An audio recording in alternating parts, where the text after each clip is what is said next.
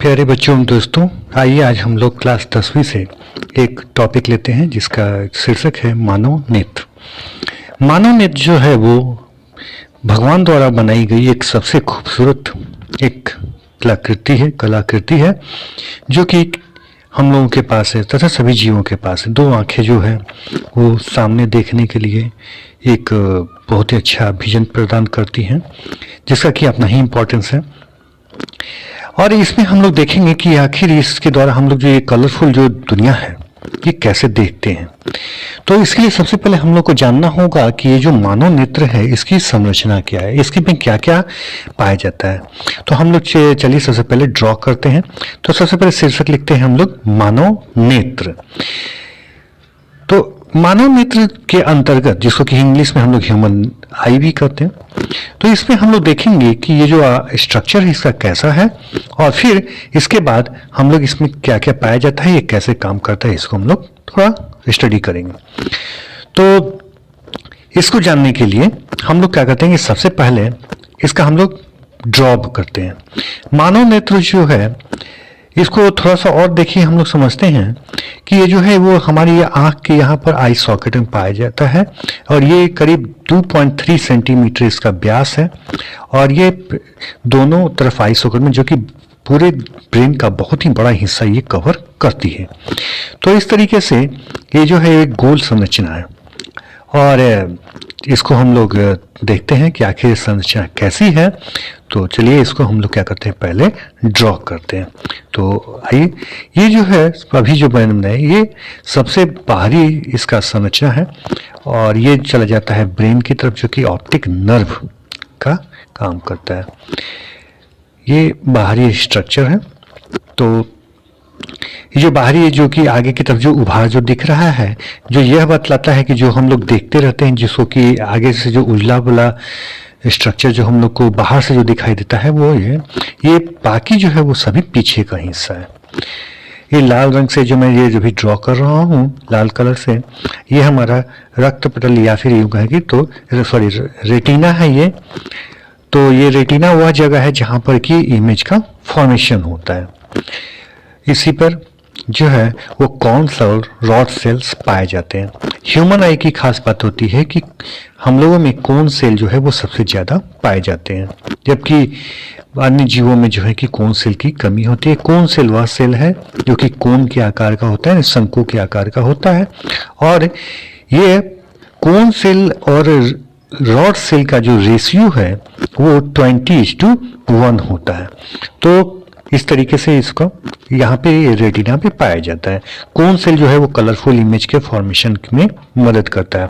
कहने का सीधा सीधा यह मतलब है कि जो हम लोग रंगीन जो भी कुछ देखते हैं वो मुख्यतः कोन सेल के द्वारा हम लोग देखते हैं। ये नर्व्स है जिसको कि तंत्रिका भी कहेंगे या आई नर्व्स कहेंगे, ऑप्टिक नर्व्स कहेंगे। ये हो गया रेटिना। रेटिना को हिंदी में रेटिना ही कहते हैं।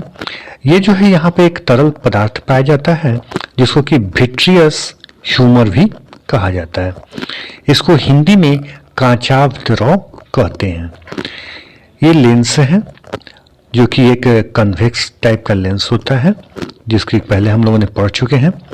लेंस के ऊपर में जो दोनों तरफ लगा है ये एक मसल है जिसको कि सिलियरी मसल्स कहते हैं और इस तरफ लेंस और कंजक्टिवा के बीच में एक द्रव पाया जाता है जिसको कि एक्वस ह्यूमर कहते हैं। इसको नेत्रोद द्रव भी कहा जाता है हिंदी में। सिलियरी मसल्स या मैं लिख रहा हूँ, बना रहा हूँ और ये सिलियरी मसल्स का जो काम है मुख्यतः लेंस को पतला या मोटा करना है। बाहरी लेयर और रेटिना के बीच में एक और लेयर पाया जाता है जिसको कि कोर्वाइड कहते हैं, जिसको कि हिंदी में रक्त पटल भी कहा जाता है और सबसे बाहर का जो लेयर है उसको स्क्लेराइड कहा जाता है। अब यहाँ पे हम लोग को खास बात देखना है क्या कि मुख्यतः यदि हम लोग देखें तो यही जो है कि स्ट्रक्चर के अंतर्गत पाया जाता है। इन सभी को मैं हिंदी में भी लिख देता हूँ। तो ये तंत्रिका हो गया, ये रेटिना हो गया, ये कोराइड जो कि रक्त पटल इसे कहेंगे, इसको हिंदी में कहेंगे। फिर सिलियरी मसल्स का यही सिलियरी मसल्स ही नाम है। ये एक्वस ह्यूमर है हो गया, जिसको नेत्रोद्रव भी कहते हैं। यहाँ पर ध्यान देने योग्य बात यह है कि जो बीच का जो ये जो भाग है उभार किया हुआ, इसे कॉर्निया भी कहा जाता है, जो कि हमको सबसे बाहर से दिखता रहता है। और ये हो गया पिपल या पुतली, हिंदी में पुतली और अंग्रेजी में पिपल भी कहते हैं। पिपल वह जगह है जहाँ पर से कि लाइट जो है वो इंटर करती है। तो इसको समझने के लिए देखिए, इसमें सभी भागों का मैं नाम जो है कि लिख चुका हूँ हिंदी में भी। इसको स्क्लेराइड कहते हैं, जो कि पहले मैं छूट गया था, अभी मैं लिख देता हूँ। स्क्लेरोटिक कहा जाता है। अब यहाँ पे एक खास बात ध्यान देने की होगी कि जो रेटिना के ठीक ऊपर में एक पीत बिंदु पाया जाता है। पीत बिंदु, पीत जो होता है पीला, जिसको कि अंग्रेजी में येलो स्पॉट्स भी कहते हैं। येलो स्पॉट्स जो है वो मुख्यतः वह जगह है जहां पर कि सबसे ज्यादा मात्रा में कोन सेल्स पाए जाते हैं।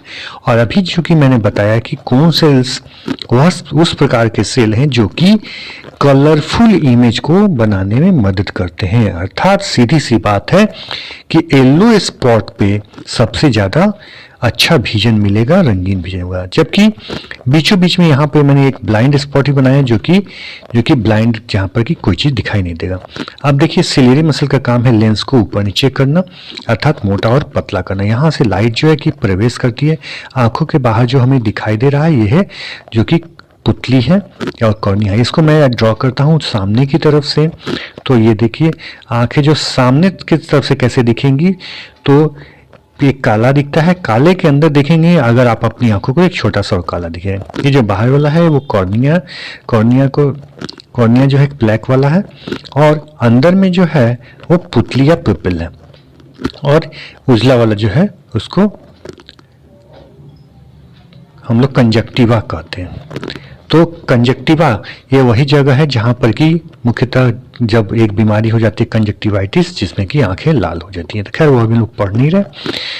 तो अब यहाँ पे देखिए, ये रेटिना पर इमेज का फॉर्मेशन पूरे रेटिना पर होता है, लेकिन एकोमोडेशन के फलस्वरूप पीत स्थल पे यदि अगर लाइट आता है तो सबसे अच्छा वहां पर इमेज का फॉर्मेशन होता है। बाकी सभी जगह पर भी इमेज का फॉर्मेशन होता है, लेकिन पीठ पर सबसे ज्यादा।